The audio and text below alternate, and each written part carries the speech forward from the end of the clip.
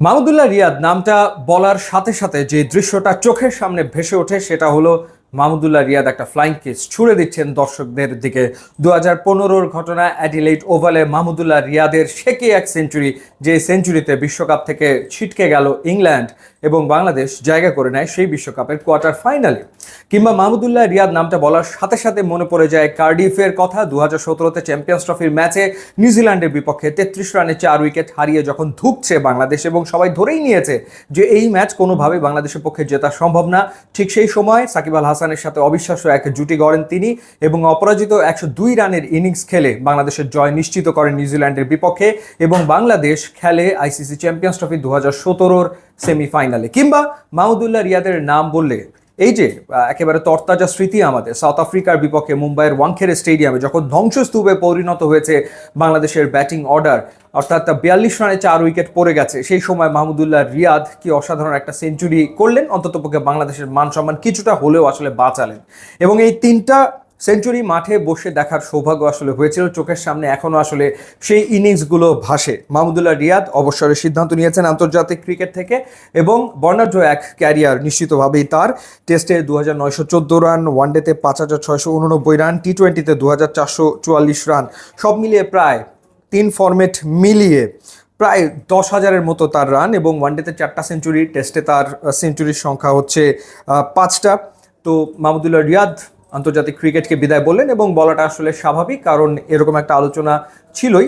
মজার ব্যাপার হচ্ছে যে এমন একটা সময় মাহমুদুল্লাহ রিয়াদ বিদায় বললেন আন্তর্জাতিক ক্রিকেটকে, আপনি ভুলে গেলে চলবে না যে গত বছরও ওয়ানডে ফরম্যাটে বাংলাদেশের পক্ষে সবচেয়ে বেশি রান করা ব্যাটসম্যানের নাম হচ্ছে মাহমুদুল্লাহ রিয়াদ। এই গত বছরে সবচেয়ে বেশি রান তিনিই করেছেন।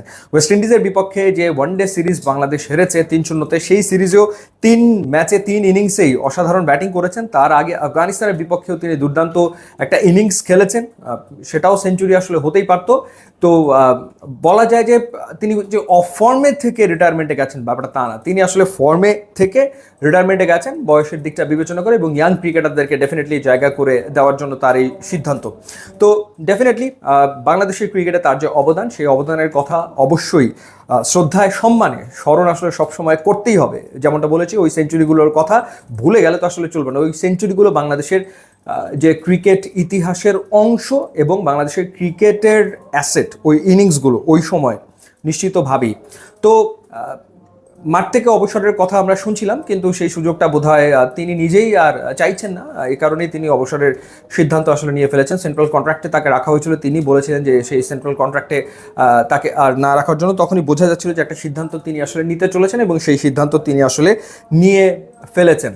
এবং ডেফিনেটলি মানে একটা সময় পরে তো জায়গাটা ছাড়তে হবে এবং নতুন ক্রিকেটাররা উঠে আসবে, তারা সেই জায়গাটা আসলে নেবে। বাট বাংলাদেশের সাইলেন্ট কিলার মাহমুদুল্লাহ রিয়াদই আসলে থাকবেন। সো নতুন যারা আসবেন ডেফিনেটলি তাদের কাছ থেকে প্রত্যাশা অনেক থাকবে। বাট মাহমুদুল্লাহ রিয়াদ, তার নামটা যখন উচ্চারিত হবে তখন ওই ইনিংসগুলোর কথা নিশ্চয়ই আমাদের চোখের সামনে ভাসবে। এবং দলের স্বার্থে সবসময় আসলে খেলেছেন, চাইলে উপরের দিকে ব্যাট করতে পারতেন, যে কথাটা মাশরাফি বলেছিলেন যে উপরের দিকে ব্যাট করলে তার স্ট্যাট আসলে আরও অনেক বেশি সমৃদ্ধ হয়তো বা হতো।